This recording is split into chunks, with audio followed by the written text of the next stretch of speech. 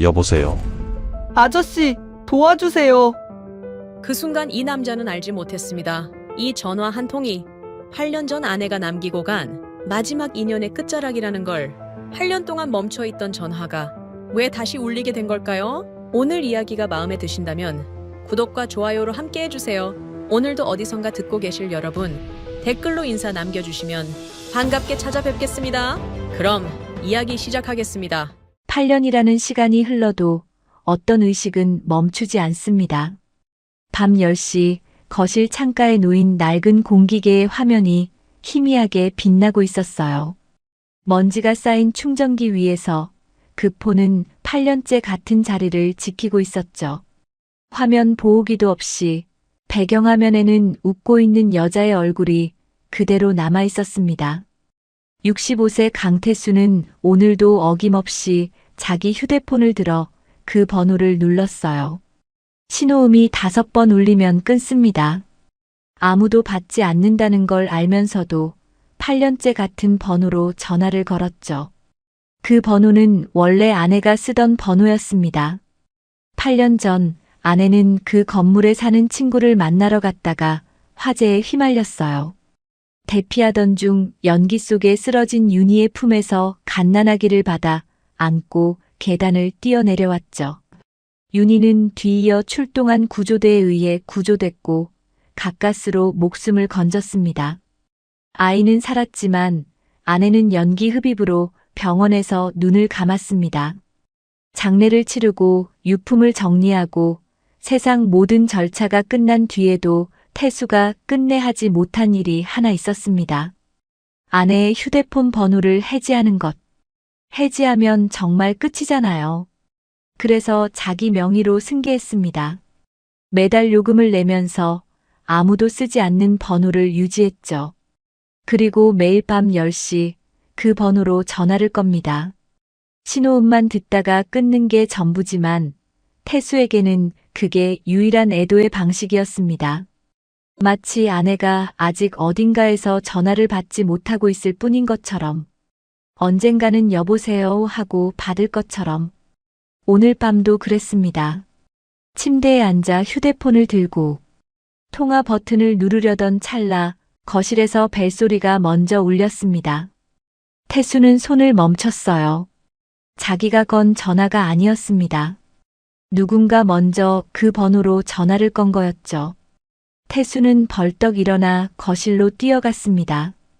떨리는 손으로 공기계를 집어들었죠. 여보세요. 그 번호에서 사람 목소리를 들은 건 8년 만이었습니다. 아저씨, 도와주세요. 어린아이 목소리였습니다. 떨리고 울먹이고 겁에 질린 목소리. 누구야? 거기 어디야? 삼촌이 쓰러졌어요. 아이는 울면서 말했습니다. 옆에 있던 삼촌 같은 아저씨가 갑자기 쓰러졌다고. 눈을 안 뜬다고. 엄마가 이 번호 외우라고 했어요. 무슨 일 생기면 전화하라고. 태수의 심장이 쿵 하고 내려앉았습니다. 엄마가 이 번호를. 잠깐만, 이름이 뭐야? 지금 어디 있어? 준서요. 저 8살이에요. 근데 여기가 어딘지 몰라요.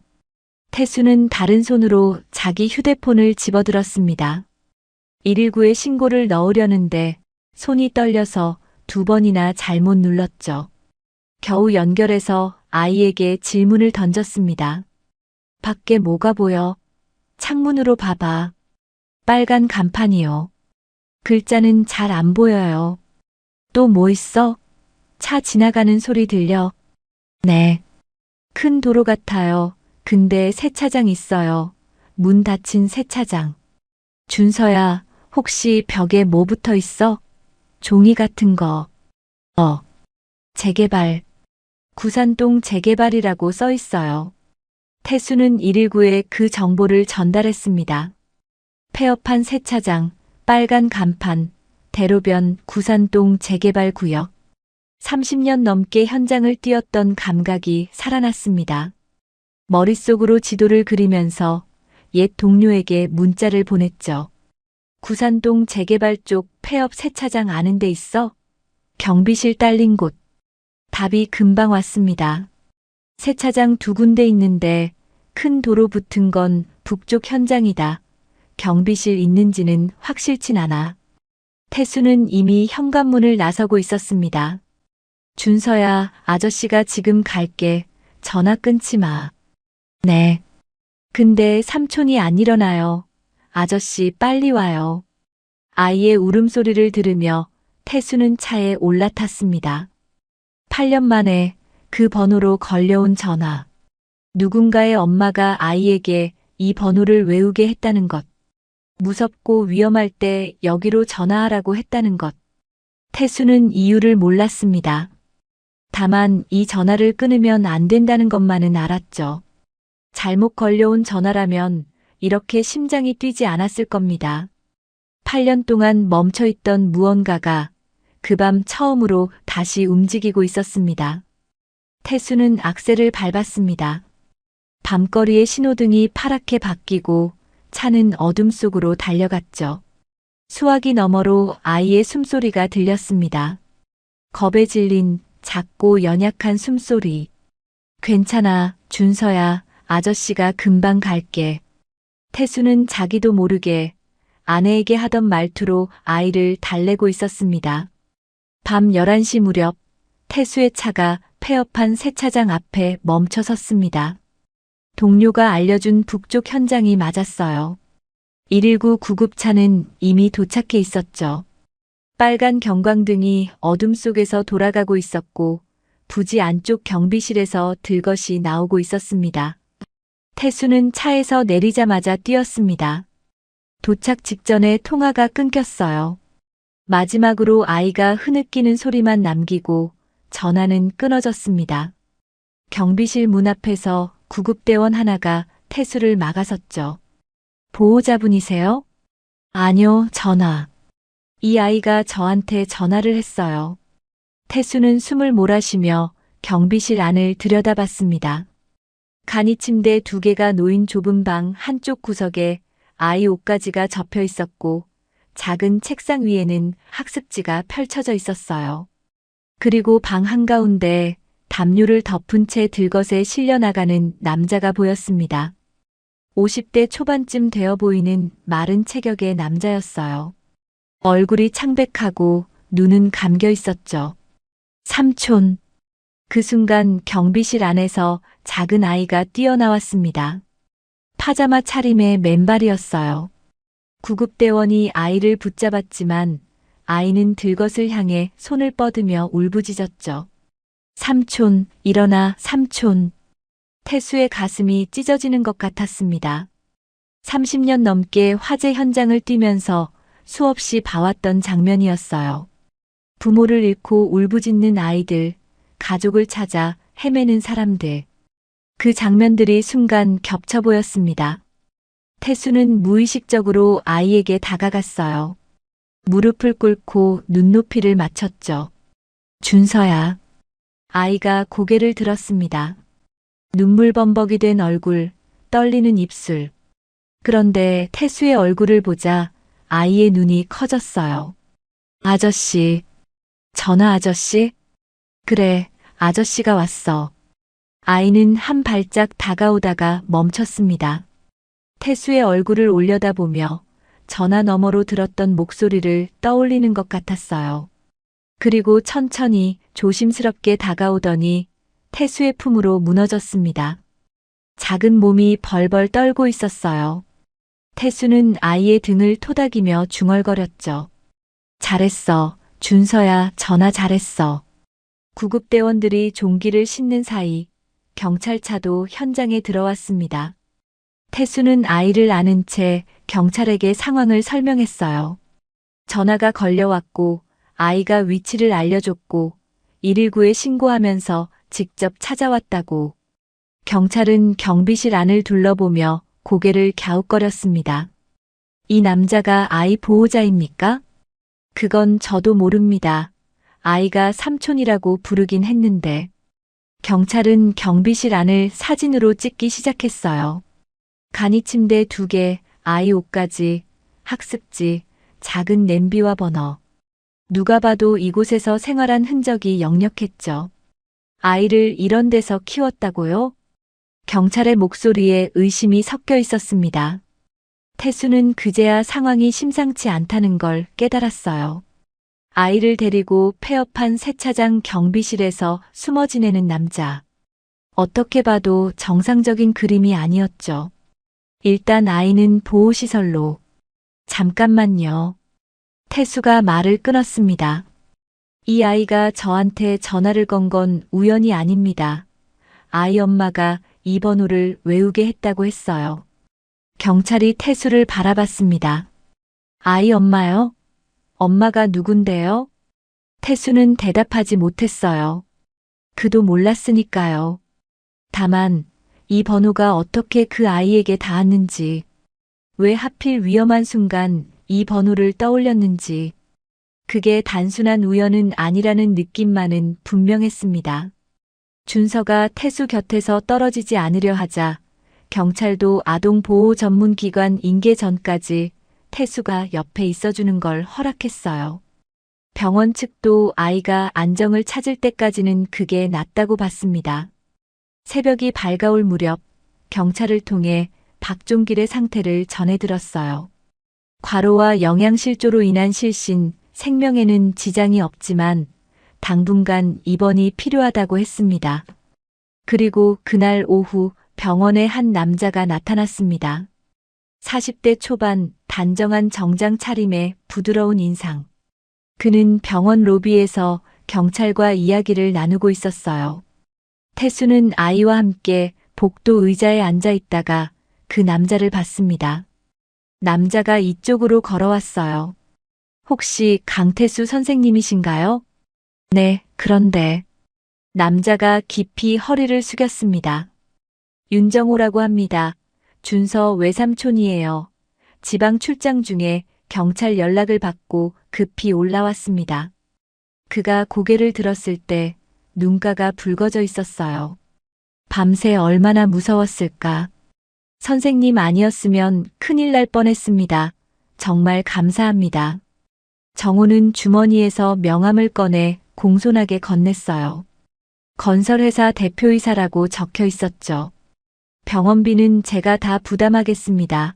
박종길 씨 치료비도요. 태수는 고개를 끄덕였습니다. 예의 바르고 걱정이 가득한 표정, 책임감 있는 태도. 어디 하나 흠잡을 데 없는 보호자였어요. 정호가 준서에게 다가가 무릎을 꿇었습니다. 준서야, 삼촌이 늦어서 미안해. 많이 무서웠지? 그런데 태수는 그 순간을 놓치지 않았습니다. 아이가 정호의 손을 잡는 순간 숨을 멈추듯 몸이 굳었어요. 웃지도 울지도 않았습니다. 그냥 인형처럼 가만히 있었죠. 정호는 아이의 머리를 쓰다듬으며 경찰에게 말했어요. 박종길 씨는 제 누나 친구였습니다. 누나가 세상을 떠난 뒤로 좀 정신적으로 불안정해지셨어요. 준서를 자기가 지켜야 한다는 망상에 빠지신 것 같습니다. 경찰이 고개를 끄덕였습니다. 그럼 아이를 데리고 숨어 지낸 건 10개월 전부터 연락이 끊겼었어요. 그때부터 찾고 있었습니다. 경찰이 태블릿을 확인하며 고개를 끄덕였습니다. 보호자 측 실종 신고 이력이 많네요. 정호의 설명은 논리적이고 차분했어요. 모든 게 맞아떨어지는 것처럼 보였죠. 태수는 아이를 바라봤습니다. 준서는 여전히 아무 말 없이 정호 옆에 서 있었어요. 손은 잡혀 있었지만 몸은 미세하게 반대쪽으로 기울어져 있었죠. 그 모습이 태수의 마음 한구석에 작은 가시처럼 박혔습니다. 경찰이 서류 확인을 마치고 말했어요. 법적 보호자 확인됐으니 일단 임시 인계 가능합니다. 다만 아동보호 전문기관 확인 전까지는 정식 절차가 남아 있습니다. 태수는 아이가 이렇게 쉽게 넘겨지는 게 못마땅했습니다. 하지만 법적 보호자라는 말 앞에 막을 방법이 없었어요. 정호가 일어서며 태수에게 다시 인사했어요. 선생님 정말 감사합니다. 연락처 남겨주시면 제가 따로 인사드리러 가겠습니다. 아, 네. 태수는 번호를 알려줬습니다. 정호는 환하게 웃으며 고개를 숙였죠. 준서가 선생님 덕분에 살았어요. 은인이십니다. 정호와 아이가 병원 복도를 걸어갔습니다. 정호는 아이의 손을 꼭 잡고 있었어요. 다정한 외삼촌의 모습 그 자체였죠. 그런데 태수는 떨칠 수 없었습니다. 아이가 정호 손을 잡는 순간 숨을 멈추던 그 표정. 트라우마 때문일까요? 낯을 가리는 걸까요? 태수는 스스로에게 물었습니다. 하지만 대답은 나오지 않았어요. 복도 끝에서 아이가 한 번 뒤를 돌아봤습니다. 태수와 눈이 마주쳤죠. 아이의 눈에 무언가가 담겨 있었어요. 말로 표현할 수 없는 작고 희미한 무언가. 그리고 아이는 다시 고개를 돌렸습니다. 정호의 손에 이끌려 사라졌죠. 태수는 한참 동안 그 자리에 서 있었습니다. 정호와 아이가 사라진 뒤에도 태수는 병원을 떠나지 못했습니다. 복도 의자에 앉아 한참을 멍하니 있었어요. 아이가 마지막으로 돌아봤던 그 눈빛이 자꾸 떠올랐죠. 말로 표현할 수 없는 작고 희미한 무언가. 그게 뭐였을까요? 태수는 고개를 저었습니다. 생각해봐야 소용없었어요. 법적 보호자가 나타났고 절차대로 인계됐고 자신은 이제 아무 관계도 아니었죠. 그런데 발이 떨어지지 않았습니다. 결국 태수는 병실 쪽으로 걸어갔어요. 박종길이 입원해 있는 병실. 문 앞에서 잠시 망설이다가 안을 들여다봤습니다. 종길은 침대에 누운 채 링거를 맞고 있었어요. 눈은 감겨 있었고 얼굴은 여전히 창백했죠. 태수는 조용히 병실 안으로 들어갔습니다. 종길의 얼굴을 가만히 바라봤어요. 50대 초반, 마른 체격, 거칠어진 손. 지방 현장을 전전하며 몸이 망가진 사람의 손이었습니다. 이 남자가 정말 아이를 납치한 걸까요? 정호 말대로 망상에 빠진 위험한 사람일까요? 태수는 경비실에서 봤던 장면을 떠올렸어요. 간이 침대 2개, 깔끔하게 접힌 아이 옷까지, 펼쳐진 학습지. 그건 납치범의 은신처가 아니었습니다. 누군가 아이를 정성껏 돌본 흔적이었죠. 그리고 준서가 울부짖던 목소리. 삼촌, 일어나 삼촌. 그 목소리엔 공포보다 매달림이 더 짙었습니다. 태수는 창가에 놓인 의자에 앉았어요. 종길이 깨어나기를 기다리기로 했습니다. 해가 기울 무렵 종길의 눈꺼풀이 떨렸습니다. 태수는 자리에서 일어나 침대 옆으로 다가갔어요. 종길이 천천히 눈을 떴습니다. 천장을 멍하니 바라보다가 고개를 돌려 태수를 봤죠. 눈에 경계심이 가득 찼어요. 누구? 강태수입니다. 어젯밤 준서가 저한테 전화를 걸었어요. 종길의 눈이 커졌습니다. 준서. 준서는요? 준서 어디 있어요? 종길이 벌떡 일어나려 했어요. 태수가 어깨를 잡아 말렸습니다. 괜찮아요. 아이는 무사해요. 어디 있냐고요? 지금 누구랑 있어요? 종길의 목소리가 떨리고 있었어요. 눈에는 공포가 서려 있었죠. 단순한 걱정이 아니었습니다. 태수가 먼저 입을 열었어요. 경비실 안을 봤습니다.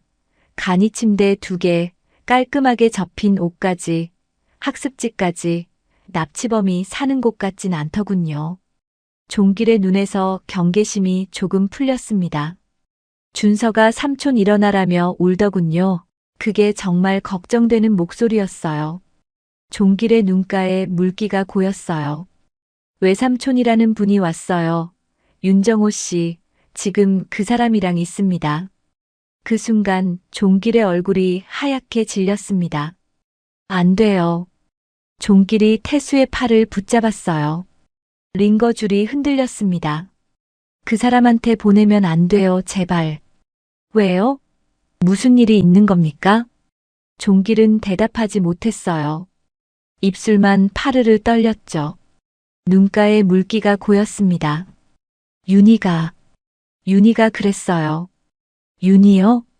준서 엄마요. 제 친구였어요. 종길이 힘겹게 말을 이었습니다.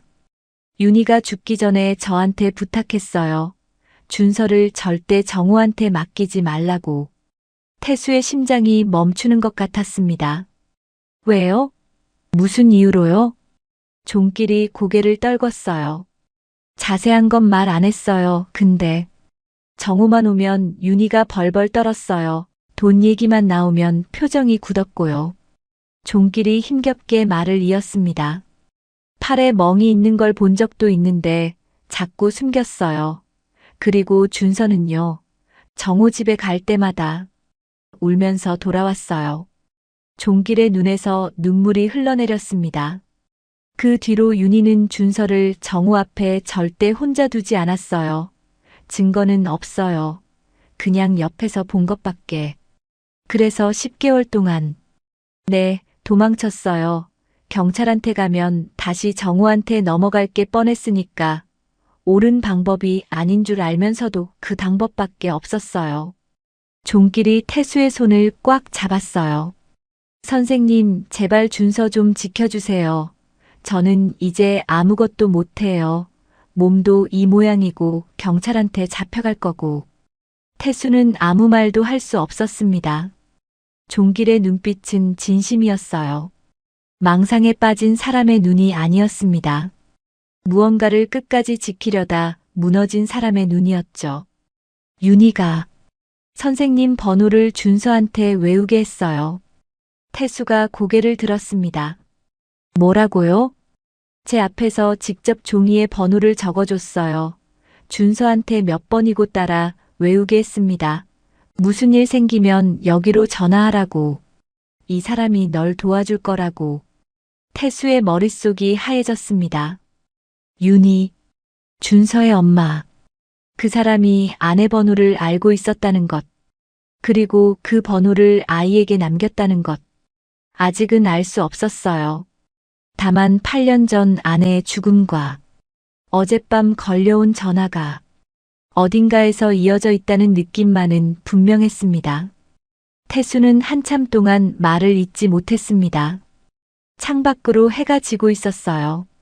병실 안이 붉은 노을빛으로 물들었습니다. 종길이 힘없이 말했어요. 선생님이 누군지, 윤희가 왜 그 번호를 남겼는지 저도 몰라요. 근데 윤희가 믿은 사람이에요. 죽어가면서도 아들한테 남긴 번호예요. 종길의 눈이 태수를 똑바로 바라봤습니다. 제발 준서 좀 지켜주세요. 태수는 대답하지 못했어요. 다만 고개를 한번 끄덕였습니다. 그게 무슨 의미인지 자신도 몰랐죠. 병실을 나서는 발걸음이 무거웠습니다. 복도 끝 창문으로 마지막 햇살이 스며들고 있었어요. 태수는 그 빛 속에 멈춰 섰습니다. 8년 전 아내의 죽음, 그리고 어젯밤 걸려온 전화. 그 사이를 잇는 실이 조금씩 보이기 시작했습니다. 하지만 아직 모르는 게 너무 많았어요. 윤희는 왜 정우를 그토록 두려워했을까요? 정우는 정말 좋은 사람일까요? 아니면 태수는 주머니에서 공기계를 꺼냈습니다. 화면에는 여전히 아내의 얼굴이 있었어요. 한참을 바라보다가 다시 주머니에 넣었습니다. 이 전화를 받은 순간부터 이미 돌아갈 수 없다는 걸 알고 있었습니다. 여러분, 여기까지 들으셨는데 마음이 좀 무거우시죠? 숨겨진 진실이 조금씩 모습을 드러내고 있습니다. 과연 태수는 준서를 지킬 수 있을까요? 그럼 여러분, 다음 이야기도 계속 들어봐 주세요. 며칠이 지났습니다. 태수는 일상으로 돌아가려 했어요. 아침에 일어나고 밥을 먹고 산책을 하고 예전처럼 살려고 했죠. 하지만 밤 10시가 되면 손이 저절로 휴대폰을 집어들었습니다. 번호를 누르려다 멈추고 멈추다 다시 누르고 결국 전화를 걸지 못한 채 공기계만 바라봤어요. 그 번호로 전화를 거는 건 이제 의미가 달라져 있었습니다. 아내에게 거는 전화가 아니라 준서에게 닿으려는 전화처럼 느껴졌거든요. 종길에게서 연락이 온 건 사흘째 되던 날이었어요. 선생님, 드릴 게 있습니다. 병원에서 만난 종길은 퇴원 준비를 하고 있었습니다. 경찰 조사는 아직 진행 중이었지만 구속까지는 가지 않았어요. 아동 은닉 혐의는 있었지만 학대나 위해 정황이 없었고 무엇보다 아이가 종길을 무서워하지 않았다는 게 참작됐죠. 종길이 낡은 종이 상자 하나를 내밀었습니다. 윤희 유품이에요. 죽기 전에 저한테 맡긴 겁니다. 언젠가 꼭 전해줘야 할 것 같아서 버리지 못했어요. 상자는 작았어요. 손바닥 2개 크기 정도. 테이프가 누렇게 변색되어 있었습니다. 왜 저한테? 선생님이 가지고 계셔야 할 것 같아서요. 태수는 상자를 받아들었습니다. 가벼웠어요. 하지만 그 안에 뭐가 들었는지 알 수 없어서 손이 떨렸습니다. 집에 돌아와 거실 테이블 위에 상자를 올려놓았어요. 한참을 바라보다가 천천히 테이프를 뜯었습니다. 안에는 몇 가지가 들어있었어요. 낡은 사진 몇 장, 접힌 종이 1장, 그리고 작은 봉투 하나. 태수는 사진부터 집어들었습니다. 젊은 여자가 갓난아기를 안고 웃고 있었어요. 병원 침대 위, 출산 직후의 모습. 아기는 눈을 감고 있었고 여자는 지쳐 보였지만 행복해 보였습니다. 그 아기가 준서였겠죠. 그리고 이 여자가 윤희. 태수는 다음 종이를 집어들었습니다. 장례식 안내장이었어요. 누렇게 바른 종이, 접힌 자국이 여러 번 남아 있었습니다. 고인의 이름이 적혀 있었어요. 태수는 그 이름을 알아봤습니다. 아내였어요. 손이 떨렸습니다. 안내장을 든 손이 흔들려서 한참 동안 제대로 볼 수가 없었어요. 윤희는 아내 장례식에 왔었습니다. 그리고 이 안내장을 8년 동안 간직했어요. 태수는 접힌 메모지를 펼쳤습니다. 손글씨가 적혀 있었습니다. 흔들리는 글씨, 힘이 빠진 필체. 준서야. 정말 위험하면 이 번호로 전화해. 엄마가 믿는 사람이야. 엄마 대신 널 살려준 사람이야. 이 사람은 널 버리지 않을 거야. 태수는 메모지를 내려놓지 못했습니다. 엄마 대신 널 살려준 사람. 윤희는 알고 있었어요. 아내가 자신을 대신해서 죽었다는 걸. 그 빚을 8년 동안 안고 살았다는 걸. 그리고 죽기 전 아들에게 그 사람의 번호를 남긴 거였습니다. 태수는 마지막 봉투를 열었어요. 안에는 2가지가 들어 있었습니다.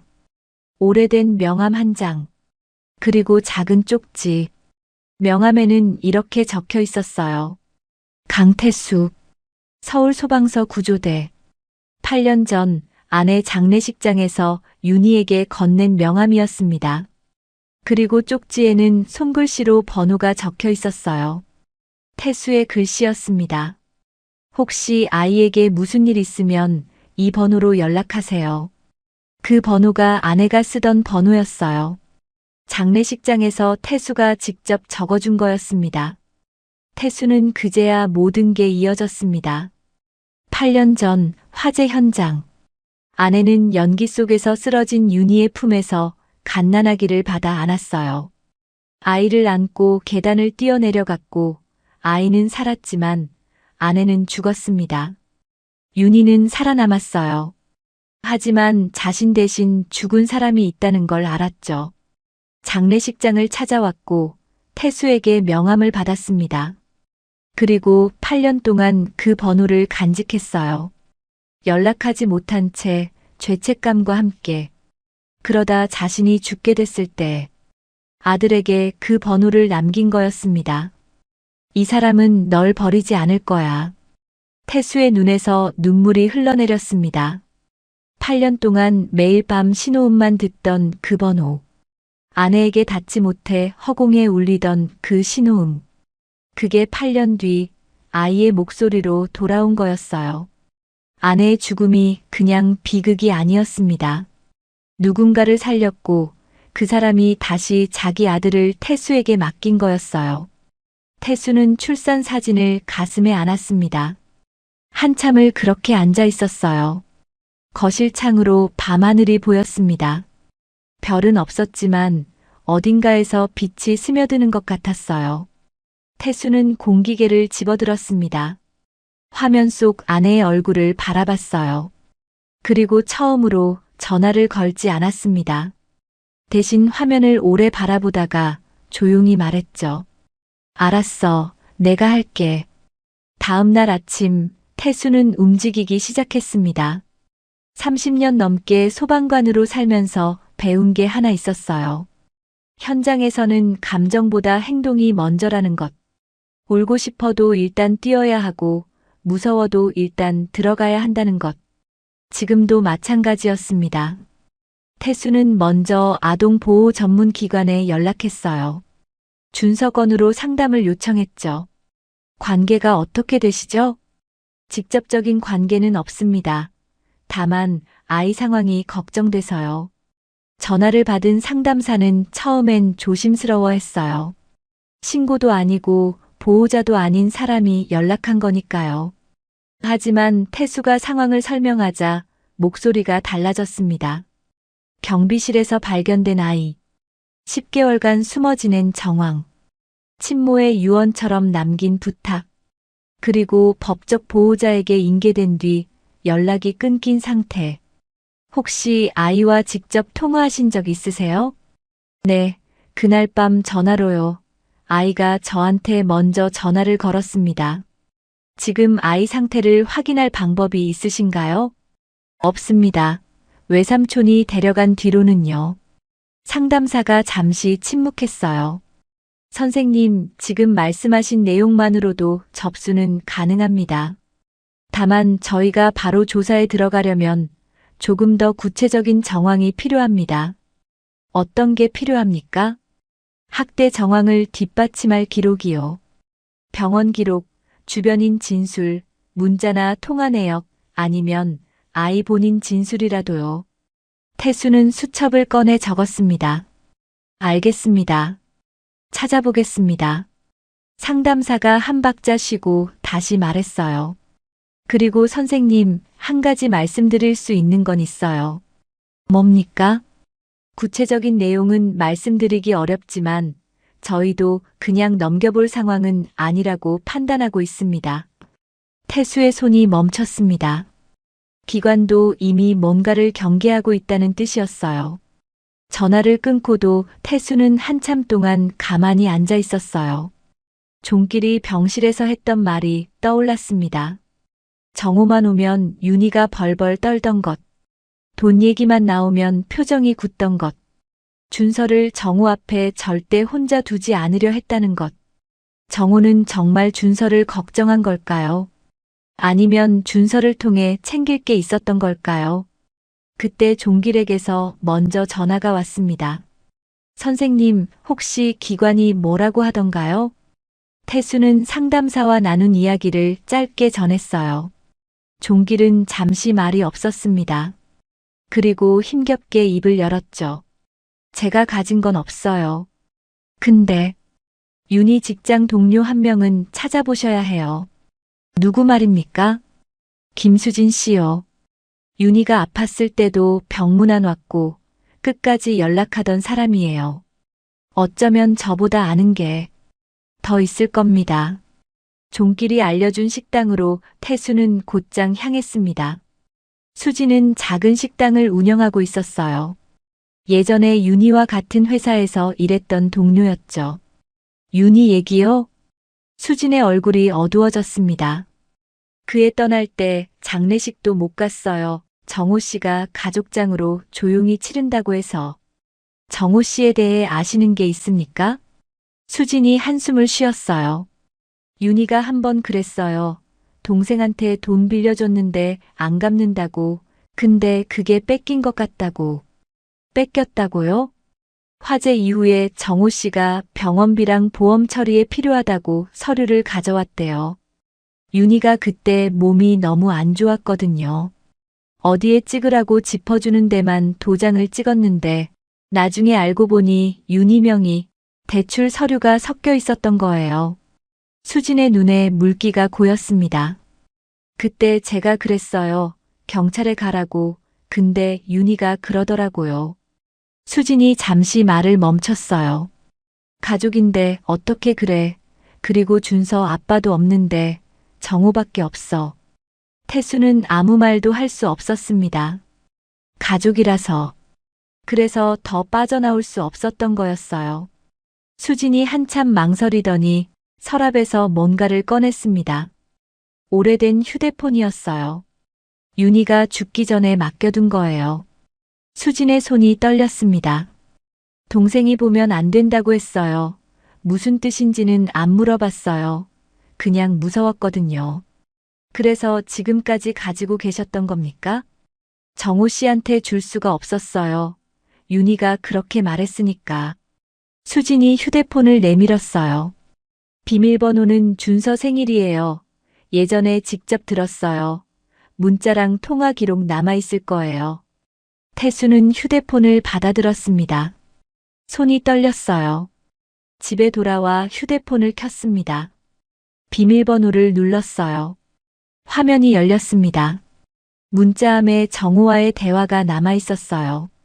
누나 서류 좀 써줘. 사업 자금 필요해. 이번만 도와줘. 다음 달에 갚을게. 왜 전화 안 받아? 피하지 마. 준서 데리고 갈게. 내가 봐줄 테니까 걱정 마. 그리고 마지막 문자. 누나한테 무슨 일 생기면 준서는 결국 내가 맡게 돼. 법적으로도 내가 제일 가깝잖아. 태수의 손이 떨렸습니다. 마지막 문자의 날짜는 윤희가 죽기 한 달 전이었어요. 협박처럼 보이지 않는 말투였지만 그래서 더 서늘했습니다. 정호는 이미 알고 있었던 거예요. 윤희가 약해지고 있다는 것도. 그리고 그 뒤에 남을 아이와 권리가 자기 쪽으로 기울 수 있다는 것도. 태수는 문자 화면을 자기 휴대폰으로 하나씩 찍어두었어요. 그리고 곧바로 아동보호 전문기관 상담사에게 다시 전화했습니다. 찾았습니다. 문자 기록이요. 어떤 내용입니까? 태수가 천천히 읽어줬어요. 상담사는 잠시 말을 잇지 못했습니다. 선생님, 이건 중요한 정황 자료입니다. 바로 경찰과 공유하겠습니다. 준서는요? 아이는 어떻게 되는 겁니까? 긴급 분리 검토 사유는 충분합니다. 다만 아이 상태 확인이 먼저 필요하고요. 빠르면 내일 중 현장 확인이 들어갈 수 있어요. 전화를 끊고 태수는 한참 동안 창밖을 바라봤습니다. 해가 지고 있었어요. 하늘이 붉게 물들었습니다. 이제 거의 다 왔어요. 준서를 정호에게서 떼어놓는 일, 그리고 종길이 왜 그런 선택을 할 수밖에 없었는지 증명하는 일. 하지만 태수는 알고 있었습니다. 이게 끝이 아니라는 걸. 아이에게는 아직 상처가 남아 있었어요. 그 상처를 어떻게 돌봐야 할지 태수는 아직 몰랐습니다. 태수는 문자 화면이 잘 찍혔는지 다시 한번 확인했어요. 그리고 창가에 놓인 공기계를 한번 바라봤습니다. 한 가지는 분명했죠. 이 아이를 그냥 두고 볼 수는 없다는 것. 일주일이 지났습니다. 경찰에서 연락이 왔어요. 윤정호가 긴급 구속됐습니다. 재산 착취와 아동 학대 혐의였어요. 문자 기록과 금융 자료가 겹치면서 혐의가 구체화됐고 수사는 빠르게 진행됐죠. 아동보호 전문기관 상담사가 태수에게 전화했어요. 준서가 긴급 분리됐습니다. 지금 보호시설에 있어요. 아이 상태는요? 처음엔 아무 말도 안 했어요. 그런데 상담사가 잠시 말을 멈췄습니다. 전화 아저씨 어딨냐고 물었대요. 태수의 가슴이 뭉클해졌어요. 제가 가도 됩니까? 아이 안정에 도움이 될 것 같아요. 면회는 가능합니다. 시설 절차에 맞춰 진행하겠습니다. 보호시설은 서울 외곽에 있었어요. 작은 건물이었지만 마당에 그네가 있고 화분들이 놓여 있었습니다. 태수가 들어서자 복도 끝에서 작은 아이가 보였어요. 준서였습니다. 아이는 창밖을 보고 있었어요. 무릎을 모으고 앉아서 아무것도 하지 않은 채 태수가 천천히 다가갔습니다. 준서야. 아이가 고개를 돌렸어요. 그리고 태수를 보자 눈이 커졌습니다. 전하 아저씨. 아이가 자리에서 일어났어요. 한 발짝, 두 발짝. 천천히 다가오더니 태수 앞에서 멈췄습니다. 아저씨, 진짜 왔어요? 그래, 왔어. 다시 안 가? 태수는 무릎을 꿇고 아이와 눈높이를 맞췄어요. 혼자 두지 않을게. 아이의 눈에서 눈물이 흘러내렸습니다. 그리고 천천히 태수의 품으로 안겼어요. 작은 몸이 떨리고 있었습니다. 하지만 그건 무서워서가 아니었어요. 안도하는 떨림이었죠. 태수는 아이의 등을 토닥였습니다. 아무 말도 하지 않았어요. 그냥 안아줬습니다. 한참 뒤 상담사가 다가왔어요. 선생님, 잠깐 말씀드릴 게 있습니다. 복도 끝에서 상담사가 말했습니다. 준서 임시 보호자를 정해야 하는데요. 친인척 중에 적합한 분이 안 계세요. 그럼 어떻게 되는 겁니까? 위탁 가정이나 시설에서 지내게 됩니다. 그런데 상담사가 태수를 바라봤어요. 선생님이 긴급 임시 보호자로 신청하시면 검토를 진행할 수 있습니다. 적격 심사를 통과해야 하지만요. 태수는 대답하지 못했어요. 65세, 혼자 사는 퇴직 소방관. 아이를 키워본 적도 없고 앞으로 얼마나 살지도 모르는 사람. 자격이 있을까요? 아이가 선생님을 안정 대상으로 인식하고 있어요. 기관에서도 가능성을 보겠습니다. 천천히 생각하셔도 돼요. 상담사가 돌아가고 태수는 마당에 섰습니다. 그네가 바람에 살짝 흔들리고 있었어요. 해가 기울어 마당에 긴 그림자가 졌습니다. 문득 아내 생각이 났어요.